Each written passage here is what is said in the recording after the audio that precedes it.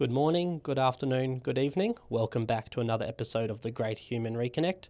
As you guys all know, I'm your host Hayden Binney, and today we're back in the beautiful Gold Coast. Now, instead of me introducing our guest today, I'd like him to introduce himself.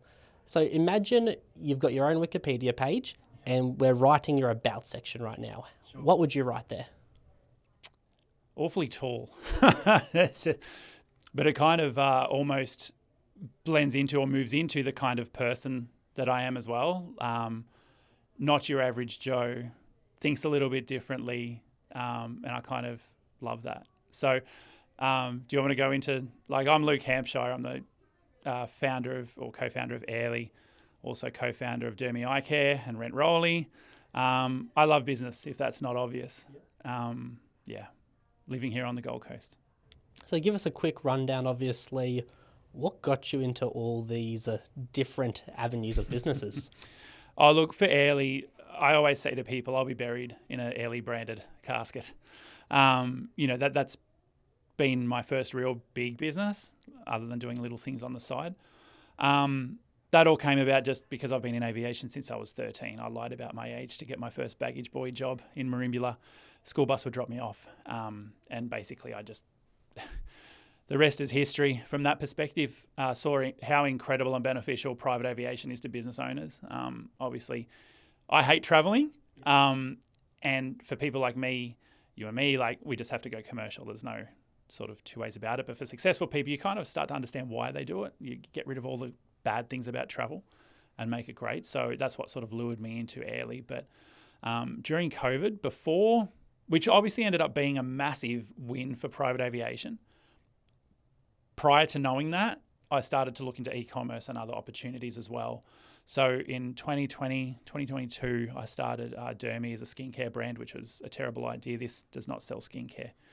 But thankfully, brought in a business partner who was an optometrist, and that sort of helped evolve it into eye care. No one's doing that globally. Massive issue with dry eye disease and eye irritations, especially in females over 40. So it's different to aviation, right? I think I get a lot of energy and enjoyment out of business when it's not the same. So being able to work on Airly and then move across to an e-commerce play made things super interesting, and obviously teaching me skills in both businesses that I can then take into the other business as well. So a lot of e-commerce stuff helped me with Airly marketing, and finance and structuring in Airly helped me with Dermy. And then I just had a friend of mine who's a rent roll broker approach me it's a Jurassic industry and I don't have a tech play per se. So I thought, everything, what they say, everything good comes in threes. So that one was kind of shelved for a while again, but 2026 is a year that we're really knuckling down on that as well. Just a love of business got me into all of it. No, it's very well. I mean, traveling and stuff. I'm probably the opposite. I love to travel. I love flying. I can admit, and all my friends, my wife, they'll all agree, I'll be the guy. I'm on Google Flights finding the cheapest, not always the most economical sort of way to get there, but obviously I understand the upside of the private air travel. I mean, one, who wouldn't like to fly private? And two, once you get to that point where your time is worth so much, because I'm at the point where my time isn't as valuable, so obviously me saving the money, that's more beneficial now, but obviously once you're doing millions, even billions of dollars, every second you spend wasting it can obviously cost you millions and millions of dollars. So I mean, getting into the private jet industry, was that just fueled from obviously your passion of loving the aviation? It was just transitioned into how can I make a passion a profit? Yeah, absolutely. So I swept hangar floors at a private jet operator as a kid, saving money to do my pilot license. But a bit unlike a lot of the other players in the industry, I'm not from a global business. I'm not a country office at a global business. I didn't know celebrities that got me into the industry. It was just sort of start at zero and try and make something of it. Surf Air at the time was a new concept, All You Can Fly subscriptions, which got Alexander, Ivan and myself into that space. But then that was 11 years ago. So a lot happens. You change and pivot a lot to try and, I guess as you develop and get more of a rapport, you start to branch out or broaden what kind of products you can provide. And that sort of has come eventuated all the way to jet cards and fractional ownership. So, I started with nothing, no industry knowledge other than being in aviation and just identifying the value that it does provide to granted, a small amount of people, but it's profound to them. So it probably rolls me into the next question and stuff, but like, how expensive is it to start? Obviously, when you're not coming from a big bank account, like a big, what's the thing, heavy wad of cash behind you and stuff like that, to then getting your foot in. And then, like, how does the actual business, like, work? Like, what's the model behind? How do you guys make money from this? So getting into it per se, I'll answer that part first. It's a very daunting experience. And I guess I love that kind of underdog opportunity where I don't come from a wealthy family. Again, I don't have millionaire, billionaire friends. Had to start with zero. Had to start with no money, no contacts. It just comes with marketing because no one was really doing that and doing it well, and identifying opportunities that these particular customers wanted and actually acting on that. So ultimately, there's all sorts of business models. There's brokers out there like Murphy, like Colin that you sort of mentioned. They don't own fleet. They don't manage fleet. They don't lease fleet. They just sort of sit in the middle. You go to them. They go to operators, book the plane. So that's kind of a broker model, and that's the model that we have had up until probably a year ago. It's great, but it's not sticky. You're only someone's supplier, or you've only got that customer until you're no longer the cheapest. I've lost people that I've looked after for 5-6 years. Once you're no longer the cheapest, they're gone. So it's not sticky at all. And the way I think, obviously, as I introduce myself, awfully tall, think a little bit differently. It's not moving the needle, brokerage. So how can we bring new models to the country that perhaps the US and Europe do very well, and introduce it to a new market? So that's what we sort of, 12 months ago, got our first aircraft to manage, and then probably 3 years ago during the COVID period, moved into a jet card. So how that model works is, as a card holder, you're paying only for the time you're in the plane. So standard brokerage is you're paying for that plane whether you're on it or not. What does that actually cost? Like a basic Gold Coast to Sydney is probably $14,000, $15,000 would be a starting price, all the way up to $55,000 on the big jets. Jet card sort of makes that a lower cost, but there's obviously that prepayment. So it's sort of, there's always give or take. There's no cheap private jet out there. There's always something going on. And the method with which it's acquired. How do we make money? We make money through network efficiency. So we've got a whole bunch of card holders scattered along the East Coast that are generating demand per se in all sorts of directions. And then for when we don't have jet card holders flying on that plane, we have a beautiful thing called empty jets, where we sell that empty capacity at a significant discount, which ends up being a bit of a magnet or a lure. It gives people a taste, and they then convert into jet card holders once their business becomes a bit more successful. Newest card holder is exactly that. They took an empty leg flight with us probably 12 months ago. Their business continues to grow and succeed. They're now a jet card holder. So it's pretty cool in that sense. So our money is made by receiving that revenue in, making an efficient network. So obviously our costs are less than our income.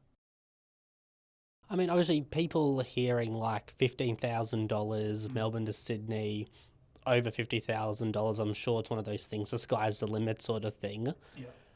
At what point did you realise there was so much money out there? Because I feel like a lot of people are so sort of confined to like their environment and stuff. And like the idea of someone, say, paying even $15,000 just to do that hour and a half flight, they're just like, that's ridiculous.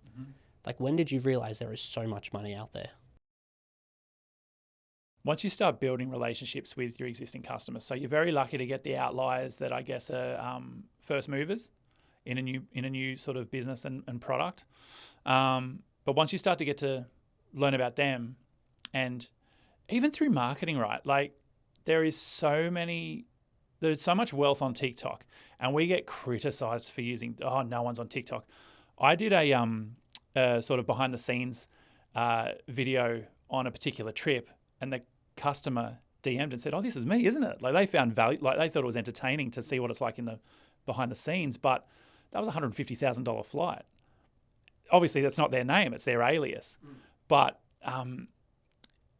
you just only scratch the surface when you start businesses like this. There are a lot of millionaires out there and they most definitely can't afford private. That's okay. But there's a lot of folk that you will never hear of or have heard of or read about that have an insane amount of wealth, self-made. So I think the really cool thing about what we do is 98% of our cardholders, customers, fractional owners, they started at zero, and they have built themselves an incredible life. And once you start scratching that surface, dig deeper, meet connections of. Again, when I started the business, I used to Google names. Oh, who's this person asking about a flight? Could they actually afford it? Some of the wealthiest people I now know, you would find nothing on. And some of the wealthiest people on paper in the rich list, etc., fly in economy. It's a very weird world, but I love it. I find that super interesting. No, it is. It's one of those things like I've like sort of dabbled obviously in the business world and stuff with a few little ventures and stuff, and like I've like started to realize, there's so much like money that's really out there. Like a lot of people don't realize, and even me, I probably still really underestimate. And that's like the beauty of this podcast. I've been able to meet with people and just like it's really opened my eyes up to like there's people there like just in something like fitness coaching and stuff, which it's still like you always see like it's all still very oversaturated and stuff, but like they're still doing over $30 million a year, and you sit here and it's like you look at them and you're like you wouldn't really know, but there's just so much money and like wealth out there. I mean, obviously dealing with a lot of high net worth individuals, like what's the most common like personality trait that you've noticed in someone that's successful? The ones that we deal with in particular, humility. Like they're not pretentious. They love the service we provide. We don't make mistakes often, but when we do, you're most welcome to abuse me. I spent time in the airlines. I remember being a 17-year-old kid getting abused by adults because the flight was late. It was not my fault, but okay. Like, so I'm kind of used to it. There's something really great, and people that like pilots, like Rick, our pilot, starts to meet these people and he's like, isn't it like they're just completely different to what you would expect? I think it is that level of humility. We obviously do have, back when we did more brokerage stuff, the larger jet stuff, you do get unique personalities that are quite demanding, which is fine, like each to their own. But we've been able to build a consumer base where they're incredible people just to sit down and talk to. Because they're self-made, I think, there's no entitlement. They know that they've done it the hard way, they've earned their wealth, and they're now using it. But there's no sense of entitlement when they deal with people who are lesser than, especially people like me who love asking questions and where's your brain at? What markets are you in? What are your thoughts on this and that? They're just incredibly great people to be around. Do you know, so is it clear to say, obviously, there's a difference between people that are self-made versus people that come from money? 100%. 100%. Just undisputed. As you mentioned before, like you don't make many mistakes. And obviously in the world of private jets, people probably, they don't expect many mistakes to be made. But like, what is the biggest like mistake you've made? I'm assuming earlier on while you were starting out. Oh, it still happens now. Like we're all human. When I say we've made a mistake, it generally comes around with assumptions. So this particular card holder still gives me grief about it. It was about 2 years ago where the operator that we tasked to do his flight generally catered for it. They got used to us catering for things too. And it was sort of that, I assume you'll cater it, I assume you're catering it. Plane arrives with just snacks on the plane, like no real catering on it. Again, they thought it was hilarious. He still sends me videos of, oh, thanks for feeding me today. Like, he loves to twist the knife in that sense. Like, they're the kind of mistakes, or, perhaps flying too close to the sun in a sense of scheduling. So we thrive on efficiency. So we want to drop that card holder at Newcastle. We then want to run across to Sydney with the same jet and pick up the next card holder to take them north. Like, that's what our business is. And sometimes flying a bit too close to the sun, not factoring in air traffic control delays, has delayed, we've delayed a card holder by probably 30 minutes, which just isn't acceptable. Again, it's trying to spin multiple dinner plates at the same time, and just sometimes that dinner plate will fall. Nothing has been catastrophic, thank goodness. And with planes themselves, they break down. But, we have very clear actions in place where we take a heavy financial hit to keep things moving. So would you still say, obviously, in this expensive world, like communication and stuff like that is crucial? In the airline world, I was taught not to tell too much. Okay. Don't tell people to... I'll sort of compare it to what I do now, though. Don't give them all the information. Keep them at the airport so they don't disappear for an hour and then you can't find them. What I do in this space, especially with the EA, is I tell them exactly what's going on. Sydney Air Traffic Control have delayed us by 30 minutes. Here's what I'm thinking. Sydney Air Traffic Control have given us a slot 90 minutes after the original, which was the time they wanted to arrive. Here's our backup plan. A lot of the times we don't need that backup plan because it all sort of goes back to normal. I probably almost over-communicate, but I want them to know exactly where the flight stands, exactly where we stand and where they stand, because I would much rather them have the full picture and be expecting the worst, i.e. delay or something like that, and everything go perfect for them. Then I'm not going to tell them that because I don't want them to know that information. It's only going to lead to disappointment. So it's quite funny how I was trained in the airlines to how I work now and train staff to communicate and almost over-communicate with them. Yeah, like one experience like comes to mind and stuff of like saying as simple as just like a half an hour delay, like flying commercial and stuff. It's like the entire plane goes up in a riot. It's absolutely insane. I feel like one flight that comes to mind in particular, worst flight, I'll never fly this airline again. It was just it wasn't the airline's fault, it was just the experience with them. It was from Abu Dhabi to Rome, flying with, I forget their name. I think they're like a purple, like it's some budget air, some budget company. And it was, we got on the plane, they said, we're going to be delayed half an hour. Everyone starts getting all angry. Then the winds or something must have changed, and then all of a sudden it was, okay, we're overweight now. We need to remove some baggage. As you'd probably know, the plane went ballistic. It was full of Italians, and that's why I'm like, now, me and Italians aren't the best of friends. Very passionate, and it turned into like a 3-hour argument. Passengers filming crew arguing with the passengers and stuff. It got to a point where the captain had to come over the speaker and was like, if everyone doesn't sit down and we don't leave in the next half an hour, no one's leaving. I'm cancelling this flight. And I'm just like, it's a very wild world. I mean, what's the most unusual or strange request you've ever had from a client? Oh, one of them was, can you just make sure the pilot closes the curtain when we take off so they can't see? What's happening in the back? Oh, it was an anniversary trip, so yeah. Good on them. That was probably the weirdest request I've had. Is that one of the things, because like you're flying private, like you're not allowed to, but like you're not gonna...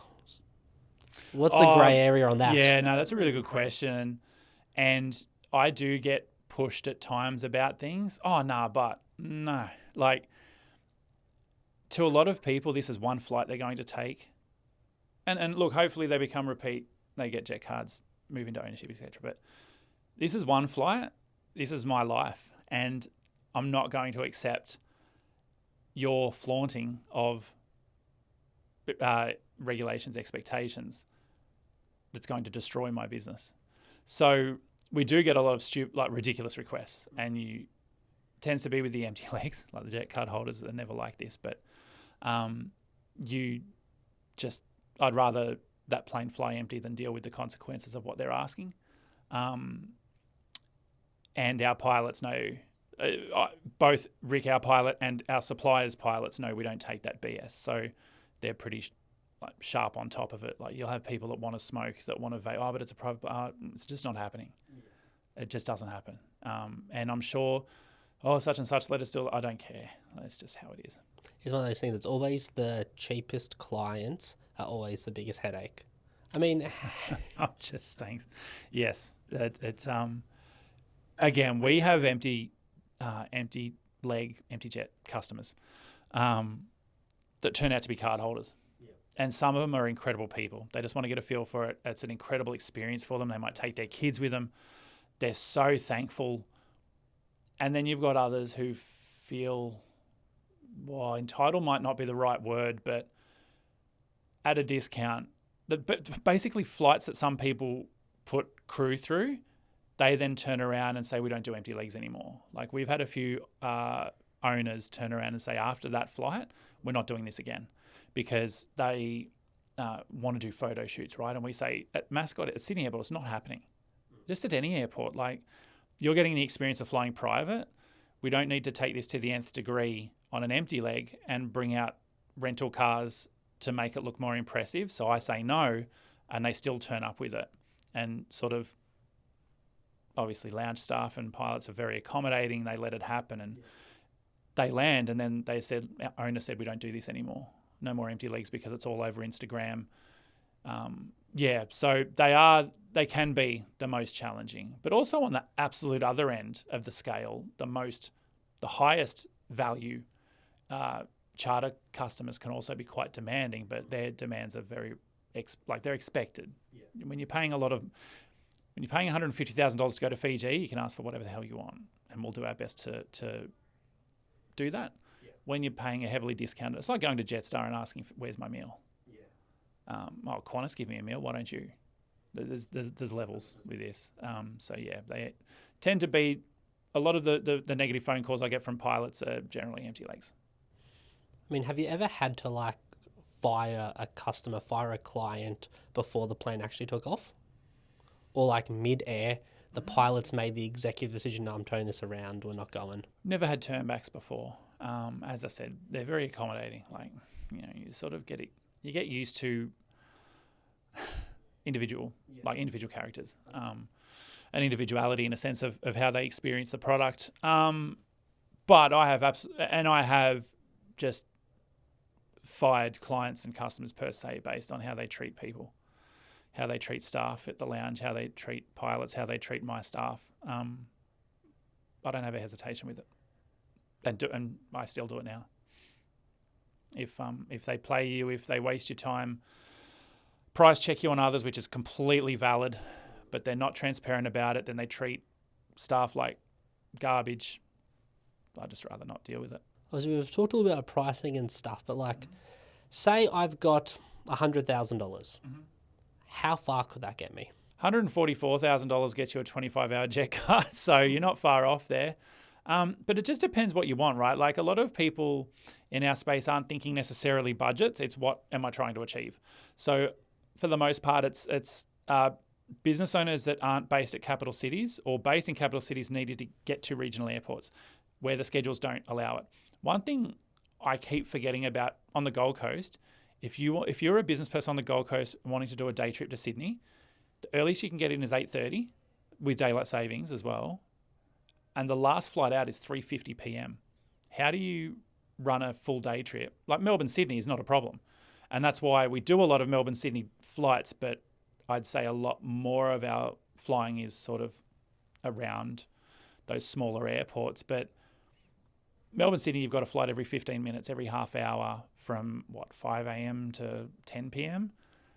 Gold Coast to Sydney, earliest you can start your day is 8:30 a.m. if things go to plan, which I guarantee you they won't, especially at peak hour into Sydney. Yeah. And the last flight out is 3:50. So you could be in a meeting at 2 o'clock going like this, watching your watch. Oh, no, I've got to wrap this up and get moving. It's wild. So it comes down to the mission. Like, what are they trying to achieve? If they're wanting to get home to their family, if there's only one or two of them, you put them in a light jet. If they don't want to be in a light jet, their budget has to go up. $100,000, you could easily... it could disappear after one flight. You do a week in Queenstown on a sort of mid-size aircraft, that budget's gone. Or you could do almost 15, 20 trips with that same amount of money on a light jet. It just depends what you're trying to do, how many people, where, etc.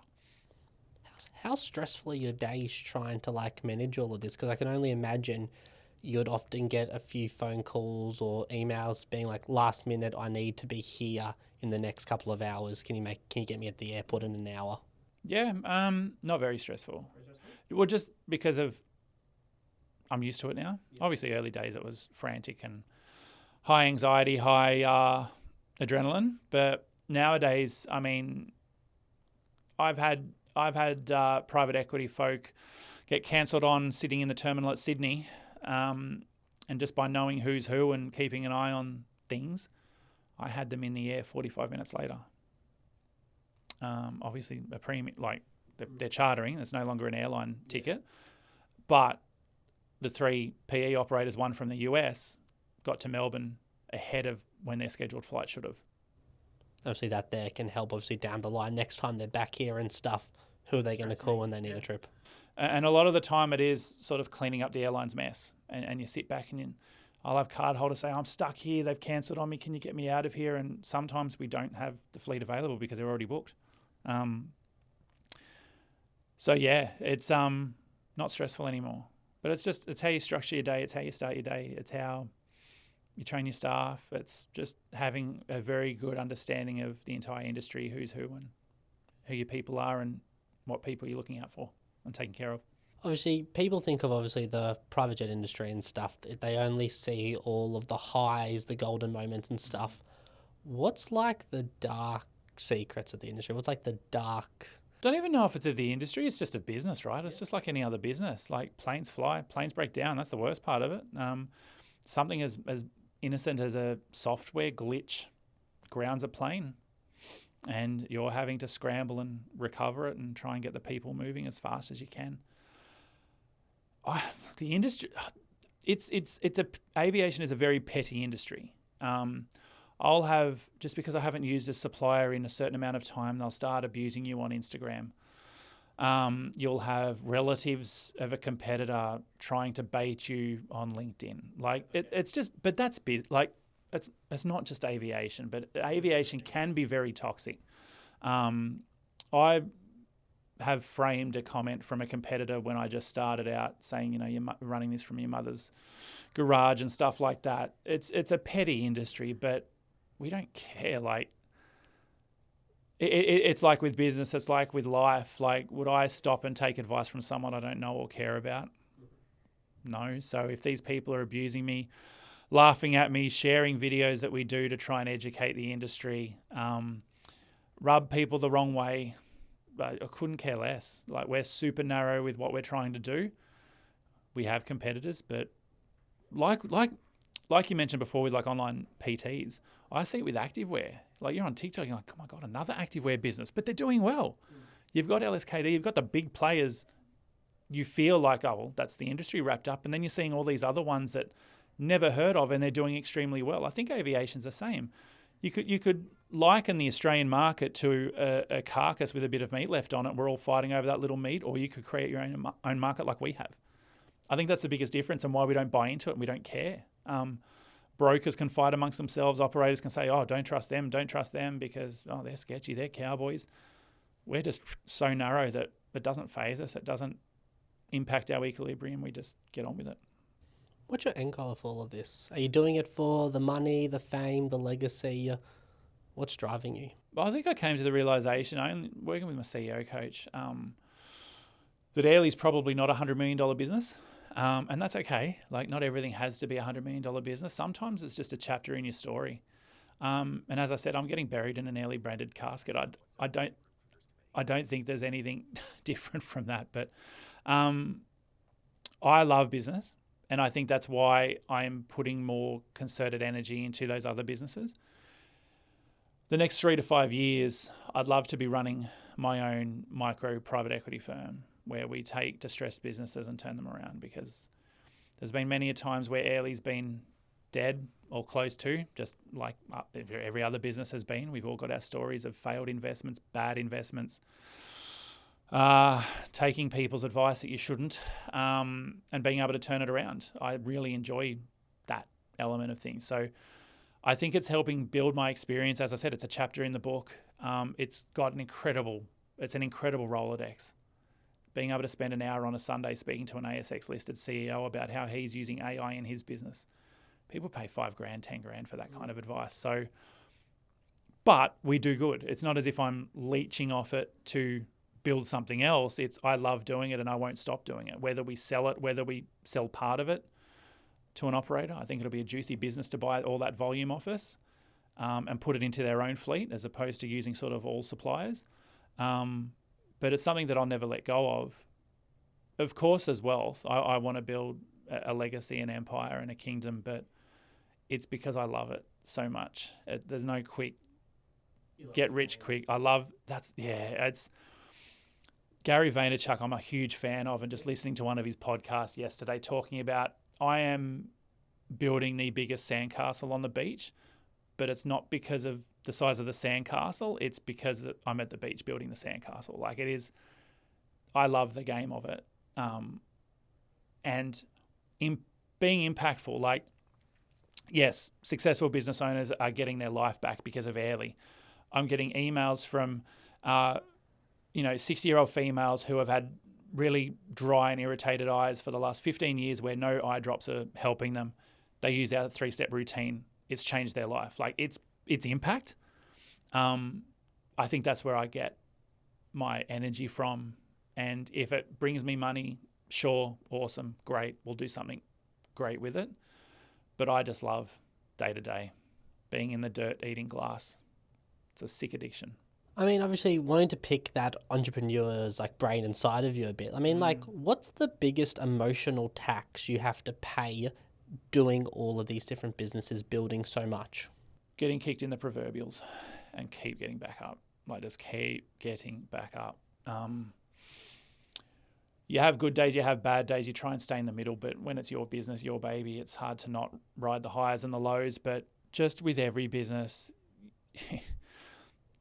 there's the 10 years you don't see where people are copping it and dealing with failures, burning cash, feeling like, a lot of people will have every right as well to turn around and say, I'm done. But being able to talk to those successful business owners, I learned that it's always just around the corner when you think it's all over. That the next, and it's never going to be a life-changing moment, but it's that next moment that pushes you a little bit further along that's just around that corner that a lot of people give up on. So I think it's just the tenacity. If there's anything I can teach my 2 kids, it's just being tenacious. If you get told no, respect the decision, but it's not a no forever. And just never, if you are passionate about something, just never stopping. If that means you have to go flip burgers at night just to fund it, so be it. Because if you find something you love, it's not work. If you find something that you love that is not work, you will more than happily bash yourself against a wall to make it a success. And that's what I see with all my customers at Airly. They just love it, and they will. The money's great. It's a result of all the work they put in, the 10 years that no one sees, where they just ate glass and copped the proverbial kicking. Suddenly, overnight, you become an overnight success. 100%. And all of a sudden, you're in the Fin Review. You've made the rich list. You're on the Forbes 30 under 30. Oh my God, you only just started that yesterday. Absolutely not. And maybe their business is 3 years old, and you go, it only took them 3 years. What about the business before and the business before and the business before? So I think it's just the tenacity. Everything else, you can teach yourself sales. You can teach yourself marketing. AI is a wonderful thing.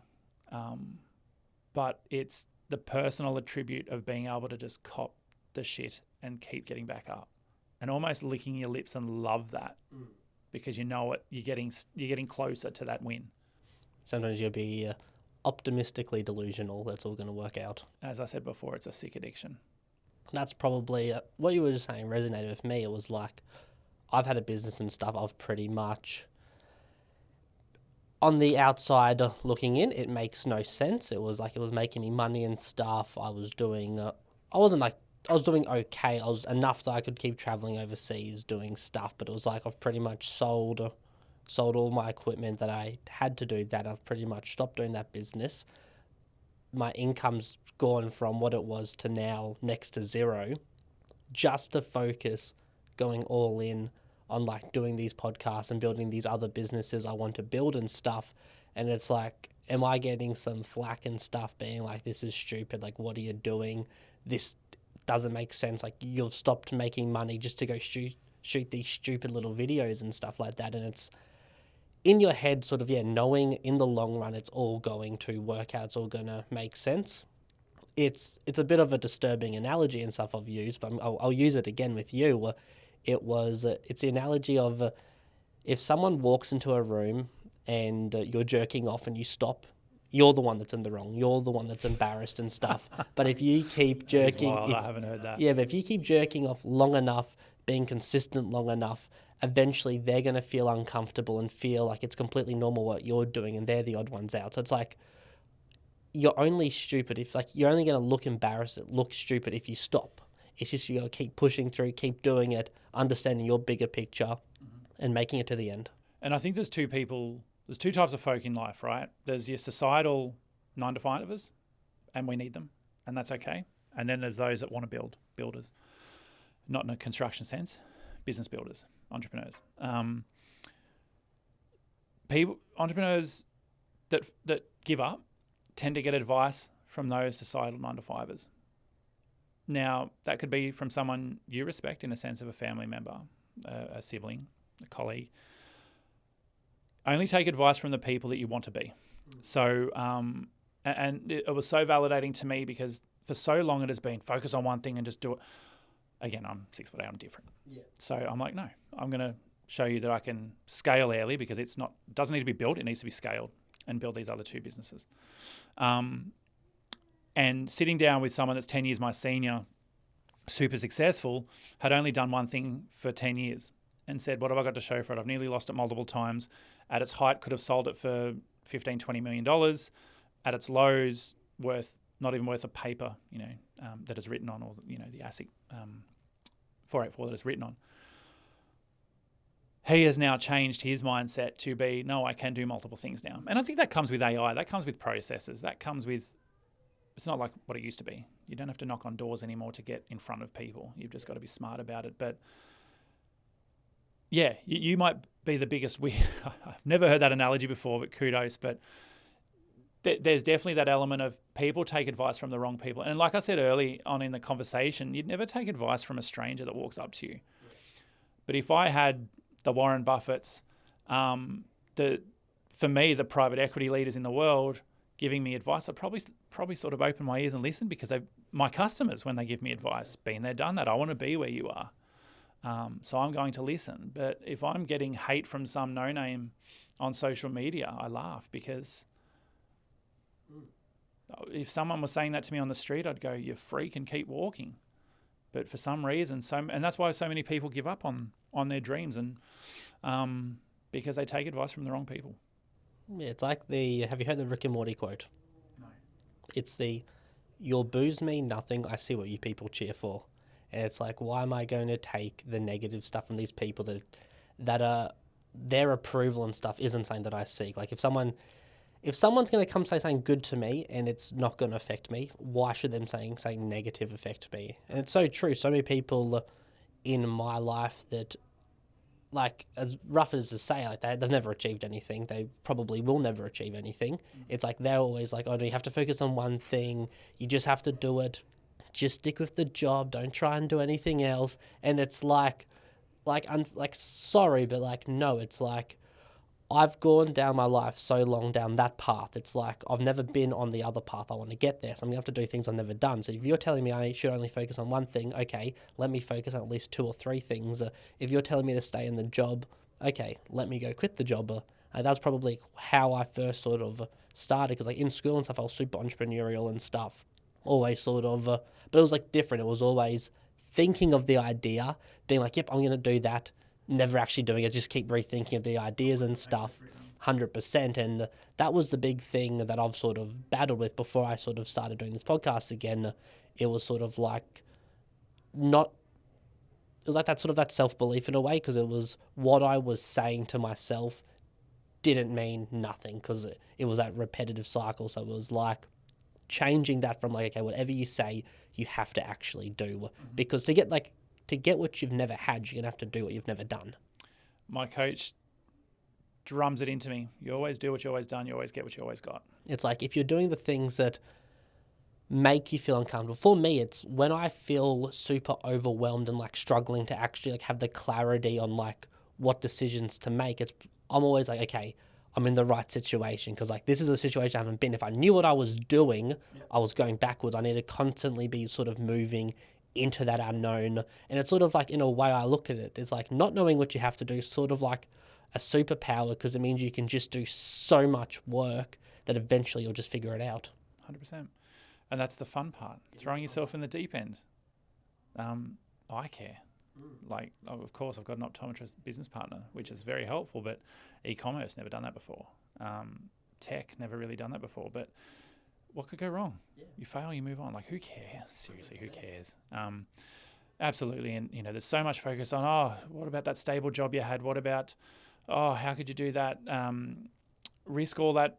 Like, let's say you saved up $100,000 to start your business. How could you risk that? Why don't you never read a story about a successful person that went, no, fair point. What about that stable job? I'm going to keep it. Yes, I've just had to, which you would have come to that point too. It's like, you've just got to be willing to lose it all in order to get it all, sort of thing. And I know you're big on like social media and stuff. Have you seen the penguin that's been popping up everywhere? No. You've not seen the penguin? It's from I wrote it down here, from the Werner Herzog documentary. It was back in 2007, and the penguin doesn't really mean too much, but it's sort of like the meaning. He's a German guy, like listening to him talk. I'll show you the video afterwards, and it's there.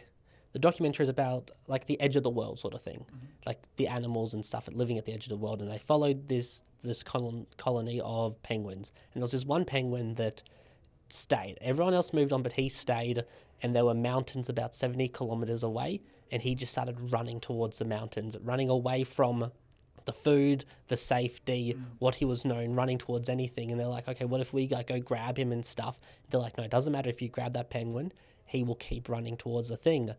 And it's blowing up everywhere. But I was like looking into it, I'm like, it's quite a nice story. Like reading one of the comments someone wrote, it was actually quite nice. It was like a nice little analogy, which I'd like to share with you. And it was, a penguin leaves its pack, its food, its safety, and walks alone into the deepest snow. Not lost, but chosen. It walks not towards death, but towards meaning. Towards the unseen corners of creation the Lord did not make for comfort, but for courage. It refuses complacency, trades safety for truth and solitude for freedom. And if freedom costs everything, even life, then even death becomes a form of liberation. It's wild, isn't it? It was, and it's just like, you've got to be willing to sort of, as I just said before, risk it all in order to get it all. You wake up tomorrow, like 100%. And I was a fiery for 10 years, right? And obviously a lot of dark humor, and one of my mentors in the fire brigade was always like, get hit by a bus tomorrow, mate. Like, imagine regretting it all. Yeah. On the hospital bed, knowing that you're almost done. And geez, I wish I had of Gary Vegan. Go talk to the 90-year-olds, the 80-year-olds at an old folks home. None of them are saying, geez, I'm glad I kept that secure job, or I'm glad I threw that idea I had in the bin. Hey, I wish I had have done this. I wish I had have done that. You got a long time, man. Like, especially nowadays. That's what I say to my kids as well. Like, you've just got so long to figure it out. You've got so long to figure it out, fuck it up, excuse the French, and do it again. So I think people just need to care about the right things, because once I stopped caring about the things that I can't control, profound change in how you operating rhythm, and the decisions you make as well. It's like, nothing good has ever come from the phrase, what if? Like, I heard someone talk about it, and I sat there, I'm like, nothing good has ever come from saying, what if? It's like sort of, getting to the end, at least knowing like you've tried everything, because, you can't be angry at yourself if you've at least tried. And the people that are your societal 9-to-5ers will pile on. Told you so, you suck, horrible business idea. They're not the ones you're reading about in 20 years' time. 100%. But I mean, like, being so busy and stuff, and this is probably something that I struggle with, it's like, how do you decide like what's actually important? How do you separate the fluff that you think's important versus what actually has to be done, and prioritizing the order it needs to be completed in? Structure of the day is huge, first of all. So obviously there's the element of keeping you're a machine, right? Like, you've got to feed yourself before you can feed others, in a sense of make sure you're right. So like my journaling, my 21 days of abundance, getting steps in, gym, like all those basic things you have to tick off and I tend to tick off before I'll do an hour of work at 5 a.m., but before you really get started in the day. But the biggest thing for me is AI. I have trained an ChatGPT a channel to be my EA. So it knows the theme of the week. So Monday through to Friday, I've got themes, be it sales, be it finance, big picture building, content, social media. It knows the themes, and I will give it percentages every week. Okay, this week, and I've got staff at Airly, obviously, Rent Rolly, and Dermy is sort of still very much a founder building process. So it's empowering the staff at Airly to take care of day to day, but start thinking big picture and big swings as well. And then obviously the other two businesses, I've got to be taking those big swings. But I have really strict 90-day targets. And although the percentages in business might change, so this week, you know, I might be 30% Airly and then far more time into the other two businesses because every week's different. Super busy week at Airly, you're helping train staff, like it's all over the place. But I have really strict and narrow 90-day goals. And it's sort of being in that, what would private equity Luke do? Is that achieving what I want to achieve in 90 days? Don't do it. It's as simple as that. So of course, non-negotiable with health and family life. That is just a simple non-negotiable. But there is a lot of time in the day where you're mindlessly, numbingly scrolling, laying down watching Netflix, or blowing your time, where you can have your cake and eat it too, in a sense of do the family stuff, look after yourself, but then also build things too. And that's why I think side hustles are so amazing, right? Yep. Being able to do your 9 to 5 to pay the bills, and then start building something until it starts to make sense to go all in on that. So for me, if it doesn't meet the 90-day goal, I don't do it. It's as simple as that. Is there a deeper meaning behind like 90 days? Is there a reason it's 90, not... Oh, look, there's 12-month plans, 24 months. I never look beyond 3 years because the market changes drastically in 3 years. So does business. Airly 3 years ago is very different to what Airly is today, and in 3 years' time, it'll be very different again. Dermy's the same. You know, it was just putting along, doing 10, 20K a year, and this year I want to push it towards 500,000. Like, it's 3 years seems far enough that you could build the big picture, and then a 90-day, I see them as small sprints. A quarter seems to be enough time to be able to make some kind of pragmatic change or improvement or advancement towards that 3-year goal. So, and it's just reverse engineering. 3 years I want to be here. What does that look like year to year? What does that look like quarter to quarter? And you just reverse engineer it. So there's no mad science behind it. It's just that's how I best operate, because 30 days is too short. I think you'll feel like you're letting yourself down too much, not getting stuff done or didn't achieve it. I think 90 days is enough time for your input to generate some form of result, or at least feedback to know that doing the right thing, heading in the right direction, or shouldn't be doing that, need to adjust. No, I like how you said that. Obviously, when you're at like the level and stuff you are and stuff, obviously having those bigger long-term goals are important. But one thing that I probably disagree with a lot of people on, it's like people more so in like my position and stuff where you don't have much at the minute, and they're like, oh, this here's like my 12-month goal, my 2-year goal, 3-year goal. I think it's completely bullshit. Yep. I think, because first of all, if you tell yourself, hey, in 12 months I'm going to achieve this, okay, first of all, you've limited it because you're going to have things broken down. Okay, I'll get this done. Oh, I haven't really done anything this week. Oh, that's okay. I've still got like 9 more months to do this and stuff. Yeah. And like that's why I'm really big on now trying to really break my time down and push those guidelines and bring the goalposts forward, because it's like, okay, if I set this ridiculous goal to be done in 60 days, 90 days, whatever it is like I am far more likely to achieve it. And worst case scenario, I don't achieve it, I'm going to be so much further along than what I would have been. Because for me, at the minute, it's sort of my little builders, but by the time I turn 24, it's like, okay, by the time I turn 24, these here is like what I must have clearly written out. And then now it's like every time I sit down and work and stuff, like, okay, these here are the only things that should be important to me when I'm doing work. If it's not improving one of these 5 different things, it's not going to thing. Because like the big thing I have written at the bottom of this, it's like, I can't remember how, I think it's like 50 days left or something like that, but now it's like, my overall goal is in the next 50 days, drastically change my life from where I was. Because like it doesn't have to take years to change your life. I think so many people overcomplicate the process. How do you define it as well? Like it comes down to definition. And your podcast could result in someone reaching out to you in 30 days' time that can profoundly change your life. I've got this idea. I've been looking for someone in your space or with your skill sets that can help me with this. Captures your interest straight away. That's how Rent started. I didn't expect to start a tech business in rent rolls. So yeah, I've had a look at that. How does that work? I had no idea about the rent roll space, but I know tech and marketing. And that's why my business partner is a rent roll broker. But basically, the management of property, commercial strata, resi, it's a thing called a rent roll, right? So a real estate agent will have a rent roll of, say, 100 properties or 1,000 properties, however big they are. I did not know there was an entire industry and market with which those rent rolls are exchanged. So much so that even outside of real estate, like wealth creation, like Jack Henderson's talking about rent rolls as well, like accountants, family offices, like they're all building rent rolls, which is just wild. But what rent roll is, it's the low volume. So because it's a Jurassic sort of process of due diligence, a very long cycle time, rent roll is designed to be a low volume, sort of 100K or less, which enables you to refine your rent roll. So if you had like 10 properties, let's say you're up in South Brisbane, you acquired a real estate agent or you acquired a big rent roll, but it had 10 properties in Robina. I'm not going to send an agent down there to do inspections and all that kind of stuff.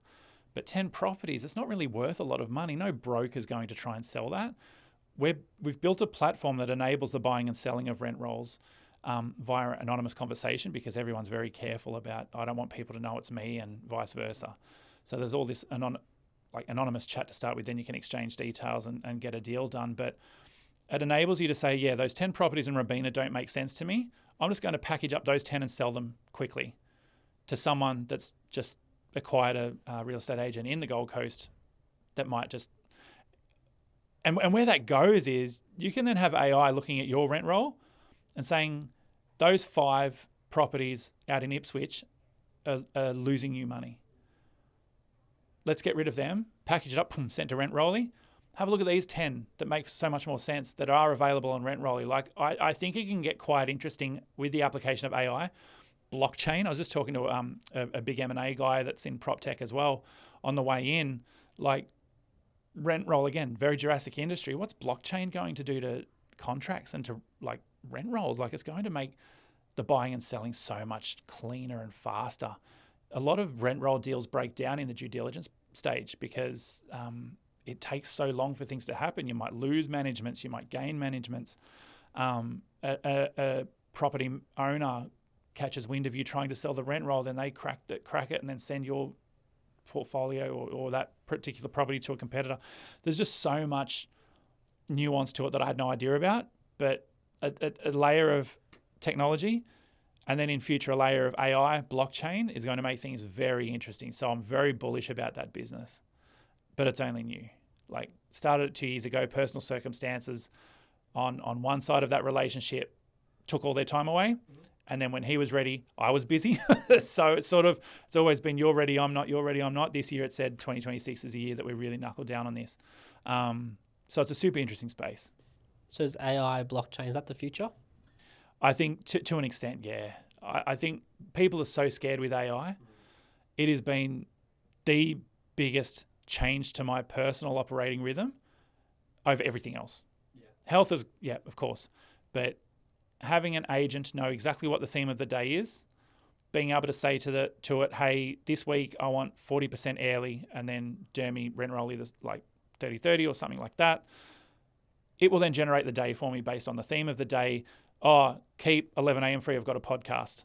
Yeah. So make sure I've got 10 till X free. Make sure, I want to go to the gym today. I've got to walk the dog. I didn't walk. And you're talking, I'm just talking to it like this. Hey, tomorrow I've got to be in Southport for an 11 a.m., 10 a.m. meeting. Block that out. Make sure I've got adequate travel time. I want to make sure I didn't get to do this on Monday. Can you ICS file downloaded and it's in my calendar? It's frightening. So everyone's so scared of AI. People need to lean into it, mate. And of course, there will be some components in the industry, or I guess across certain industries, that will impact jobs. But I think for the better. There's a lot of people who could just lean into free platforms that can be their CFO, that could give them personal advice on how to take their business marketing, like using Gemini to do deep research and create a white paper, then you feed it into ChatGPT to create marketing talking points, send it to Claude to do the copy because it's so much better. That's all free. Like you wonder what the world would have looked like 40 years ago when those and even further. I keep forgetting it's 2026. It still feels like the 90s were only yesterday, which shows my age. But you always wonder what people in the 60s and 70s could have done with business if they had all these tools available to them.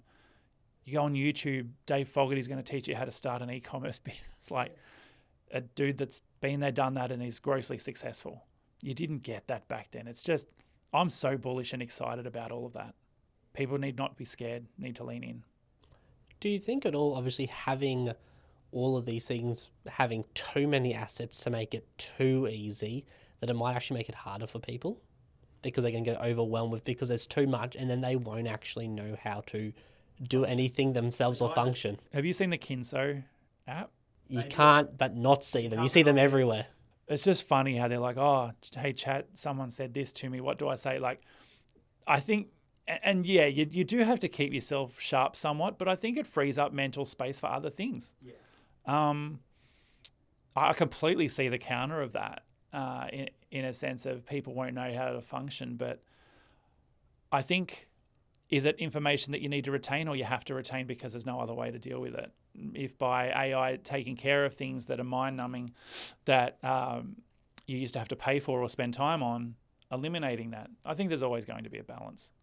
I get scared by AI girlfriends and wives that Gary Vee talks about, but one of your grandchildren or someone you know is going to marry an AI person. I think that's wild and extreme. Have you seen there's already like that AI stuff exists? Yeah, influencers. I wonder if they'll ask me for free private jet flights, but it's crazy. Like, yeah, we're moving to a world where like AI is now like it starts to feel so real. Like it starts to feel so personal. Like I know I'm a big ChatGPT person. It's like I try and be very, very meaningful when I use it, because my biggest concern is I've got a few friends and stuff where they very much struggle to have like a deep thought or saying themselves that they have to post something that they can't even, if they want to list something on Marketplace, they can't even think of like writing a description. They have to get ChatGPT to do everything for them, Instagram post, captions, all of it. I'm like, I try and use it for like just when I'm using it, but I only like to use it on the like the video call one where it talks back to you and stuff. So I like to go on a couple of hour walks late at night sometimes, and I just have like my deep thoughts. I'll just be on the phone for 2 hours straight with ChatGPT, talking, bouncing ideas, and it can really, using it correctly, can really make your life so much easier. Because some days, like getting ready for podcasts and stuff, or getting ready for different things, or having different ideas, or I just like sometimes 10 o'clock at night, I should be sleeping, but I can't quite go to sleep because my brain's racing for ideas and stuff. I've got no capacity to actually have any thoughts because I'm like, it's just full. Yeah. I just talk to like, hey, this, and it just jots it down. And it's like, okay, sweet, I can easily just go back to it, and it makes it so much easier. I think it's just using it in the right ways, and to the counter, it will generate a market. They talk about how festivals soon enough will be device-free festivals, and people will seek that because we're so glued to smartphones using AI. Like, it will generate a market of real interactions with people again. So it can absolutely go the wrong way, and I think, like with anything in the world, some people take it way too far. But I think a lot of balanced people will use it in the right ways and benefit from it. It's all about just the gain of humanity. It's an interesting thing because I've seen, like, I'm by no means like pro AI, anti AI. I'm sort of like, because like it's there, I'll use it, make it easier. But like, I'm finding it's going to be interesting to see how it goes. Obviously, I find like content online, we're very much moving into like more of or everything like more authentic. People want to be there with you on your losses, not just the wins. They want to feel like that more personal feel. It's like you've got that there, but then you've got this artificial intelligence, like everything sort of being like that fake and stuff. It's coming up. Everyone's seeking authenticity. I'm not sure that you've seen all like the marketing campaigns that have just failed because they've gone AI only and people are just rejecting it because they're like, this is just clearly AI. This is this is rubbish. I see it on Instagram. There's this company promoting like Australia Day T-shirts and stuff, and all the comments are like, "This is AI. These aren't even like real people. Like this is just a blatant AI copy. Like we're not going to support this." It's going to be an interesting. One of two ways, can't it? Yeah. Look, and I think connectivity and acknowledging the existence of the audience that you're talking to, I think is going to be, especially in the content game. Like, yes, you can script. I script stuff out, but I don't teleprompt it. I just have an idea of what I'm saying, and then it just starts blurting out. It helps keep me narrow. 100%. It helps me from. AI has cut down my 5-minute editing. 5-minute clip to edit into a 30-second video into a 90-second clip, because it keeps you narrow. 100%. It's how you use it, I think. So I'm bullish on AI because of the impact it can have on society. And like with social media, like with the internet, it will have its bad, very bad as well. It's going to have very bad people get involved with it, but I think it's just being balanced and using it for the right reasons. Not letting it control your life, but definitely having an advisor in your pocket's awfully handy. I love jamming, like talking to it. So I'll do the lap around the lake, which is 4Ks with the dog, and it's come up with some incredible ideas around Airly and how we can get more margin out of this, tweak that, do that, and it acts as my CFO. Upload P&Ls into it before you leave, and then go for the walk, and then back and forth on things. It's pretty profound, and it's very early days. I'll have to try them.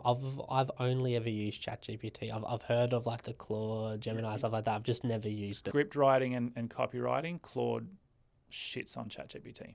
ChatGPT can pick it up straight away. When you read the LinkedIn post now, you go, just try and just say it. If you can't be bothered typing, just talk and do the voice to text sort of caption. But Claude's really good at understanding tone and being personable somewhat. And then Gemini is just a freak when it comes to deep research. I can tell it who my core avatar is, what swim lanes am I avoiding, or what can't I see right now? And it will come up with a massive white paper that I have to feed into ChatGPT to read it and digest it, to give me the outcome and to give me the data points that I can go, oh, wow, I didn't even think of that. So I think for any business person starting out, AI is huge for them. Of course, in everyday life, and as it progresses and bad people get into it as well, it's going to be another story. But for the moment, use it because it's there. And again, it opens up the opportunity for those who don't want to use it. It's all just about where's the attention at right now. If AI can help me put out more content per day to get that faster feedback, to then talk about the things that people are interested in, because I could talk about anything, especially in my businesses, and I can bore people to death about what to talk about, but it helps me by punching out all that content faster, gets that feedback loop happening faster as well, which means I can put out stuff that people are actually interested in, and that garners results, of course. I've got this little game I'd like to play. It's called, I'm going to name it right now, Building the Ultimate Entrepreneur. If you had to pick three entrepreneurs, dead or alive, merge them together to build the ultimate entrepreneur, who would you pick, and why are you taking each people? That's an incredible proposition. I wish I'd have researched and thought about it more. Just my love for Gary Vaynerchuk and his ability to read signals. You'd want that marketing prowess of, he might not be the sharpest and the snazziest, but just raw, can read a signal before it happens. You'd want someone like that. You'd want the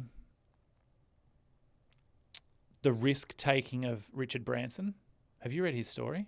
I haven't read his book. I've got a friend that's just finished it. Oh, fascinating. And I was born in 1987. How much he had achieved to 1987. You forget that he had been there, done that, like well before Virgin started, like the airline started. Several times. You want someone that is just happy to take those big swings. But then you need to count, like that's two very extroverted energies. I don't want to say Warren Buffett because it's so cliche, but you want the Michael Prince from Billions, right? Like there's plenty of them out there. I've only just started watching that show. Yeah. You do need to balance out all that extroverted energy and risk taking into someone who can take risks but is very pragmatic. The calm and collected. I'll say Warren Buffett, even though it is cliche and a bit cheesy, but you want someone who can make a decision and back it for the longer picture, bigger play, longer term, not so shoot from the hip like Gary Vee and Branson are. It sort of helps balance it out. So, I mean, what kind of person that would be frightening, I think. Yeah, they're sort of the three. I mean, I'd love to be a mix of those three in a sense of how I operate on a day-to-day basis. Never going to happen because that's just a lot of intelligence and experience. But if you found someone that had 33.33% of those individuals, my God. They're going to be a very successful person. Yeah. Being able to yin and yang. For 2026 to be considered a successful year, what has to happen? Everything gets looked at through lenses, like the three businesses. So for Airly, it's what we're shifting out of is that brokerage model. Like about 12 months ago, we started shifting out into brokerage, getting our own operating certificate. That's nearly done. And then growing our own supply chain, right? So at the moment, we rely so heavily on suppliers, which we will always rely on because we can never fulfill the demand with one jet or two jets. But ultimately starting to really create our own channel of supply because we're generating all that demand. We need to fill out the supply side. So for Airly, success is the operating certificate, of course, but more aircraft. 2 more Phantom 300s, which are like the most sold light jet in the world. For Dermy, it is simply being stocked at wholesale at independent optometrists. So at-home eye care is just something people don't think of. So for that to be successful, I'm not a numbers person with Dermy just yet. Like it's still in a growing, building phase. But seeing us stocked in all the independent optometrists in the country would be massive.